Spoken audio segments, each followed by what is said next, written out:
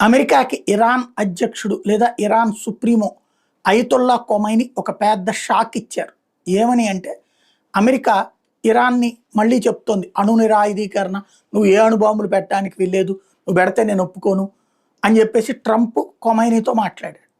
నా దేశం నా ఇష్టం, నా దేశ సార్వభౌమాధికారం మాది, మా ప్రజలు మాకు అధికారం ఇచ్చారు, మేము మా సార్వభౌమాధికారంలో జోక్యం చేసుకునే హక్కు నీకు లేదు, అమెరికాగా నీకు నువ్వు అణ్వాయుధాలు పెట్టుకున్నప్పుడు నన్ను అణ్వాయుధం పెట్టుకోవద్దనడానికి నువ్వెవరివి అని చెప్పి అడిగాడు కొమైని.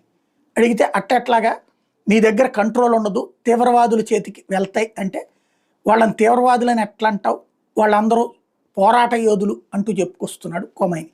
ఓవరాల్గా ట్రంప్ మాటకి ఏమాత్రం విలువ లేకపోయింది ఇరాన్ అధ్యక్షుడి దగ్గర. తీవ్ర పరిణామాలు ఎదురుతాయి అంటూ ఊరికూరికినే గంభీర హెచ్చరికలు చేస్తాడు కదా, అదే చేస్తున్నాడు.